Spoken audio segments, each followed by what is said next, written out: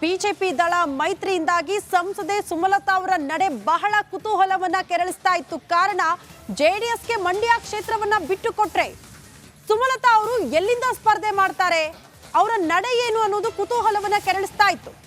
ವಿದೇಶದಲ್ಲಿ ಇದ್ಕೊಂಡೆ ಈಗ ದಾಳ ಉರುಳಿಸ್ತಾ ಇದ್ದಾರೆ ಸುಮಲತಾ ಅನ್ನುವಂತಹ ವಿಚಾರ.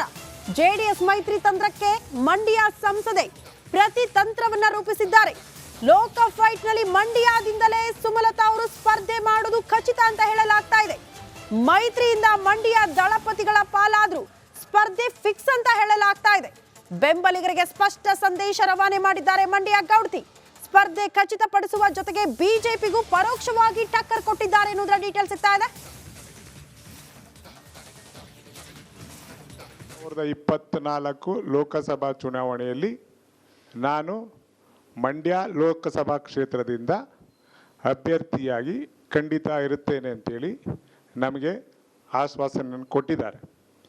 ಆ ನಿಟ್ಟಿನಲ್ಲಿ ನಾವು ಕೂಡ ಇದುವರೆಗೂ BJPಗೆ ಬಾಹ್ಯ ಬೆಂಬಲವನ್ನು ಕೊಟ್ಟಿದ್ದೀವಿ. ಇನ್ನೂ ಕೂಡ BJPಯ ಸಹ ಸದಸ್ಯತ್ವವಾಗಲಿ ಪ್ರಾಥಮಿಕ ಸದಸ್ಯತ್ವವನ್ನು ಪಡೆದಿಲ್ಲ. ನಾವು ಪಕ್ಷೇತರ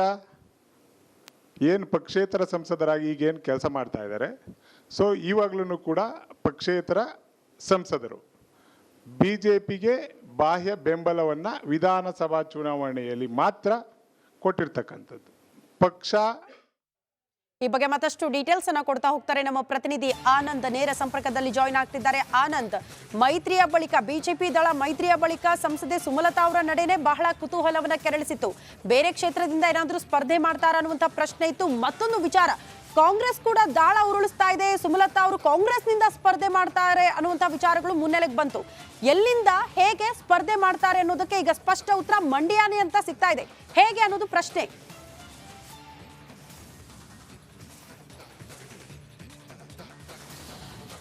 ಶ್ರುತಿ, ಈಗೇನು ಲೋಕಸಭಾ ಚುನಾವಣೆ ಹತ್ರ ಬರ್ತಾ ಇದೆ. ಈಗಾಗಲೇ ಬಿಜೆಪಿ ಹಾಗೂ JDS ಹೊಂದಾಣಿಕೆ ಮಾಡ್ಕೊಂಡಿರುವಂಥದ್ದು. ಇನ್ನೊಂದು ಕಡೆ ಮಂಡ್ಯ ಕ್ಷೇತ್ರವನ್ನ ದಳಪತಿಗಳು, ಅದರಲ್ಲೂ ಕೂಡ HD ಕುಮಾರಸ್ವಾಮಿ ಅವರು ಪ್ರತಿಷ್ಠೆಯಾಗಿ ತೆಗೆದುಕೊಂಡಿದ್ದಾರೆ. ಈ ಬಾರಿ ಮಂಡ್ಯದಲ್ಲಿ JDS ಅನ್ನ ಗೆಲ್ಸ್ಕೊಳ್ಳೇಬೇಕು ಅನ್ನೋ ನಿಟ್ಟಿನಲ್ಲಿ ಈಗಾಗಲೇ ಒಂದಷ್ಟು ತಂತ್ರಗಾರಿಕೆಯನ್ನ ಆರಂಭಿಸಿರುವಂಥದ್ದು. ಮಂಡ್ಯ ಕ್ಷೇತ್ರ ಬಹುತೇಕ JDSಗೆ ಬಿಟ್ಟುಕೊಡುವಂಥದ್ದು ಖಚಿತ ಆಗಿರೋದ್ರಿಂದ ಈಗಾಗಲೇ JDS ಮುಖಂಡರು ಹಾಗೂ BJP ಮುಖಂಡರುಗಳ ಜೊತೆ ಸಭೆ ಮೇಲೆ ಸಭೆಯನ್ನ HD ಕುಮಾರಸ್ವಾಮಿ ಅವರು ಮಾಡ್ತಾನೆ ಇದ್ದಾರೆ. ಈಗಾಗಲೇ ಈ ಒಂದು ಕಾರ್ಯತಂತ್ರ ನಡೀತಾ ಇರೋ ಹಿನ್ನೆಲೆಯಲ್ಲಿ ಬಿಜೆಪಿಯಿಂದ ಅಂದ್ರೆ ಮೈತ್ರಿಕೂಟದಿಂದ ನನಗೆ ಟಿಕೆಟ್ ಸಿಗೋದಿಲ್ಲ ಅನ್ನೋದು ಕೂಡ ಸುಮಲತಾ ಅಂಬರೀಶ್ ಅವ್ರಿಗೆ ಪಕ್ಕಾ ಆಗಿರುವಂಥದ್ದು. ಹೀಗಾಗಿ ಅವರು ಕೂಡ ಚುನಾವಣೆಗೆ ಸ್ಪರ್ಧಿಸಲೇಬೇಕು ಅಂತ ತಯಾರಿ ಕೂಡ ಮಾಡ್ಕೊಂಡಿರುವಂಥದ್ದು. ಅದ್ರ ಜೊತೆಗೆ ಮೈತ್ರಿಗೆ ಒಂದು ಟಕ್ಕರನ್ನು ಕೊಡೋ ನಿಟ್ಟಿನಲ್ಲೂ ಕೂಡ ಅವರು ಮುಂದಾಗಿದ್ದಾರೆ. ನನಗೆ ಬಿಜೆಪಿಯಿಂದ ಟಿಕೆಟ್ ಸಿಗಲಿಲ್ಲ ಅಂದರೆ ನನ್ನ ಸ್ಪರ್ಧೆ ಖಚಿತ ಅಂತ ಹೇಳೋ ಮೂಲಕ ಅವರು ಮುಂದಿನ ಲೋಕಸಭಾ ಚುನಾವಣೆಯಲ್ಲಿ ನಾನು ಮಂಡ್ಯ ಕ್ಷೇತ್ರದಿಂದಲೇ ಸ್ಪರ್ಧೆ ಮಾಡ್ತೀನಿ ಅಂತ ಹೇಳಿ ಅವರ ಬೆಂಬಲಿಗರ ಮೂಲಕ ಸಂದೇಶವನ್ನು ಕೊಡಿಸಿದ್ದಾರೆ.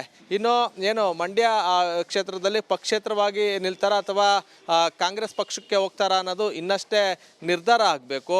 ಜೊತೆಗೆ ಕಳೆದ ಲೋಕಸಭಾ ಚುನಾವಣೆ ಸಂದರ್ಭದಲ್ಲಿ JDS ಹಾಗೂ ಕಾಂಗ್ರೆಸ್ ಹೊಂದಾಣಿಕೆ ಆಗಿತ್ತು. ಆ ಸಂದರ್ಭದಲ್ಲಿ ದಳಪತಿಗಳಿಗೆ ಎದುರಾಳಿಯಾಗಿದ್ದಂಥ ಸುಮಲತಾ ಅವರು ಸೋಲನ್ನು ಉಣಿಸಿದ್ರು. ಈ ಬಾರಿ ಕೂಡ ಬಿಜೆಪಿ ಜೊತೆ ಮೈತ್ರಿ ಮಾಡ್ಕೊಂಡ್ರು ಕೂಡ JDSಗೆ ಎದುರಾಳಿ ಆಗೋದು ನಾನೇ ಅನ್ನೋ ಒಂದು ಸಂದೇಶವನ್ನು ರವಾನೆ ಮಾಡಿದ್ದಾರೆ. ಈಗಾಗಲೇ ವಿದೇಶದಲ್ಲಿರುವಂಥ ಸುಮಲತಾ ಅಂಬರೀಶ್ ಅವರು ಬೆಂಗಳೂರಿಗೆ ಬರ್ತಾ ಇದ್ದಂತೆ ಅವರ ಬೆಂಬಲಿಗರ ತಂಡ ಅವ್ರನ್ನ ಹೋಗಿ ಭೇಟಿ ಆಗ್ತದೆ.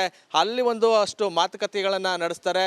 ಯಾವ ಪಕ್ಷದಿಂದ ಸ್ಪರ್ಧೆ ಮಾಡಬೇಕು, ಜೊತೆಗೆ ತಮಗೆ ಕಾಂಗ್ರೆಸ್ಸಿಂದ ಏನಾರು ಆಫರ್ ಇದೆಯಾ, ಜೊತೆಗೆ ಯಾವ ರೀತಿಯ ನಿರ್ಧಾರವನ್ನು ತೆಗೆದುಕೊಳ್ಬೇಕು ಅನ್ನೋದನ್ನು ಚರ್ಚೆ ಮಾಡ್ತಾರೆ. ಆದರೆ ಈಗಾಗಲೇ ಅವರು ಹೇಳಿರುವಂತೆ ಮಂಡ್ಯದಲ್ಲಿ ಸ್ಪರ್ಧೆ ಮಾಡ್ತೀನಿ ಅನ್ನೋದನ್ನು ಅಧಿಕೃತವಾಗಿ ಅವರ ಬೆಂಬಲಿಗರ ಮೂಲಕ ಹೇಳಿಸಿರುವಂಥದ್ದು.